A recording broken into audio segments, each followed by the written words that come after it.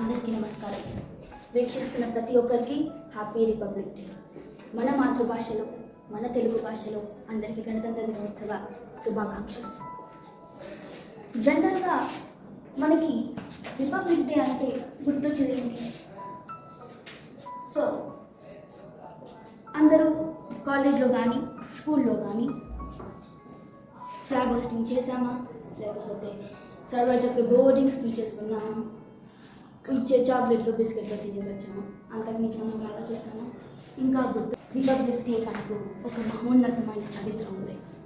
దాని గురించి తెలుసుకోవాలనే ముందు రెండు ప్రశ్నలు, డౌట్స్ అని కూడా మనం అనొచ్చు. సో ఎందుకు ఇండియా ఈజ్ కాల్డ్ డెమోక్రటిక్? జనరల్గా మనం రిపబ్లిక్ డే గురించి ఏమనుకుంటాం? వెళ్ళామా, కాలేజ్కి స్కూల్ కాబట్టి ఫ్లాగ్ హోస్టింగ్ చేసామా, బోర్డింగ్ స్పీచెస్ విన్నామా, ఇచ్చే బిస్కెట్లో స్వీట్లో తినేసి వచ్చాము, అంతకుమించి మనం ఆలోచిస్తామా? దానికి మించి ఆలోచిస్తే Delhi parades, republic day parades, అంతకుమించి ఆశించాలని ఒపీనియన్. తర్వాత కానీ రిపబ్లిక్ డేకి ఒక మహోన్నతమైన చరిత్ర ఉంది. చరిత్రలోకి వెళ్ళేక ముందు రెండు క్వశ్చన్స్ లేదా డౌట్స్ అని మనం అనొచ్చు. మొదటిగా, why India is democratic and republic? ఎందుకు భారతదేశం రిపబ్లిక్ అండ్ డెమోక్రటిక్ అని పిలువబడుతుంది?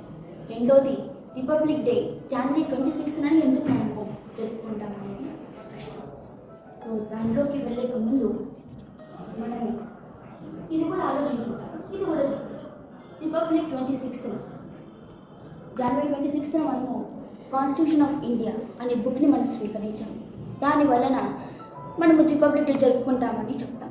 అది కూడా పాయింటే, కానీ కేవలం ఒక బుక్ని స్వీకరించడం వల్ల అంత గొప్పేముంది?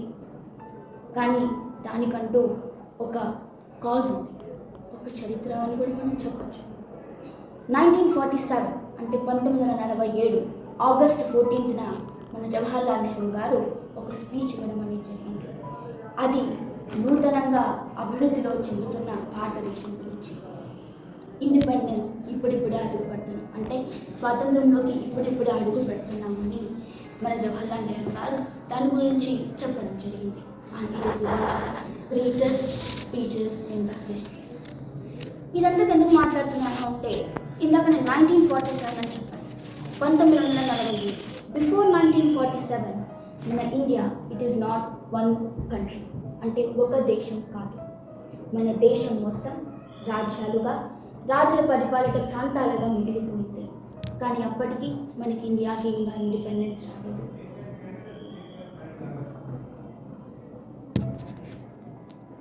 చెప్పాను కదా. సో అప్పుడు మన ఫ్రీడమ్ ఫైటర్స్ అనుకున్నది ఏంటి అంటే, మనకు మన స్వాతంత్ర్యం కావాలి, మనకు మన పరిపాలన మనకు కావాలి అని ఒక ఎయిమ్ చేయడం అనేది జరిగింది. అదే నాయకులు ప్రజల చేత ఎన్నికబడ్డారు. అదే ప్రజాస్వామ్యం. ఎప్పుడైతే ఆలోచన వచ్చిందో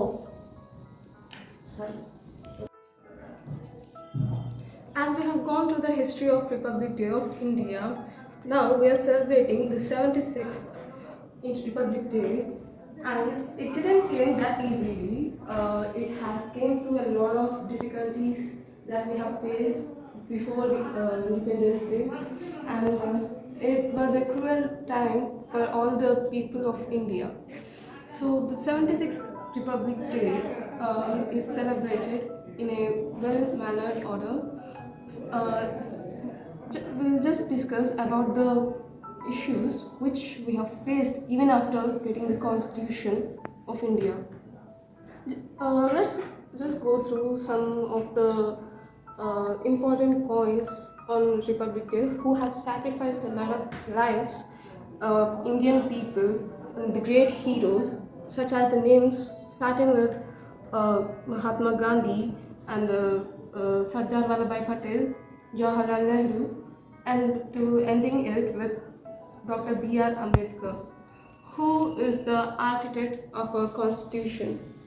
The Constitution of India plays a major role, but even after the release of Constitution, we've been facing a lot of problems, which are the major issues that we have been going through. the time after the constitution.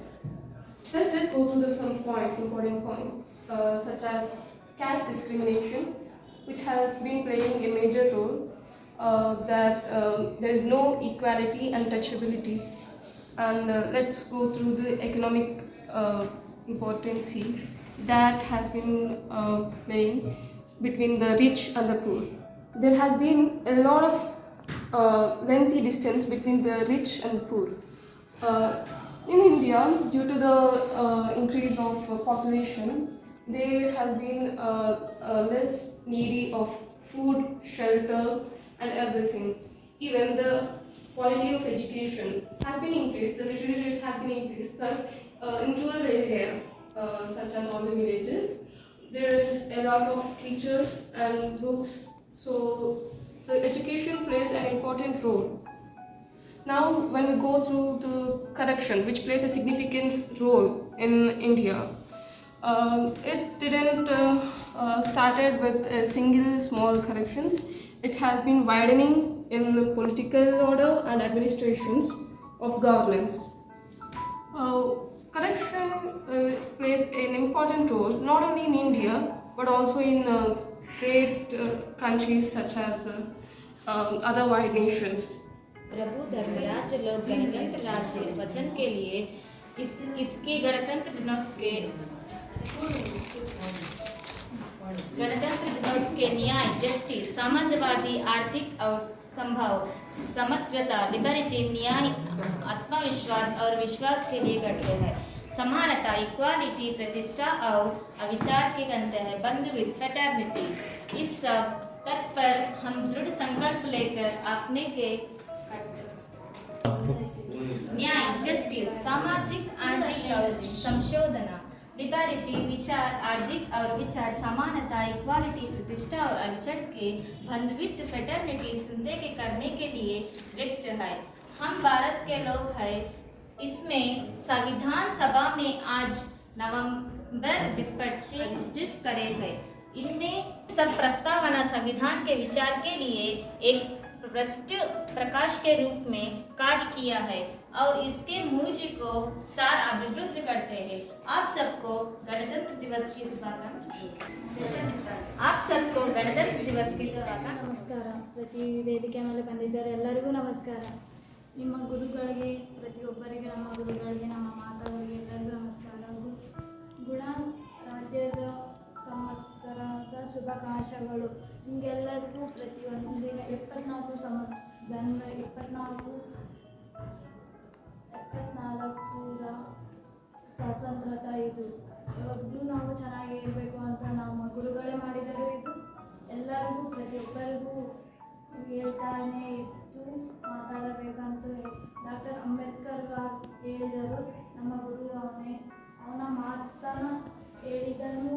ಎಲ್ಲ ಪ್ರತಿಯೊಂದು ಮಾತುಗಳು ಎಲ್ಲ ಹೇಳಿ ನಾವು ನಿರೀಕ್ಷೆ ಮೇಲೆ ಇದ್ದಾರೆ.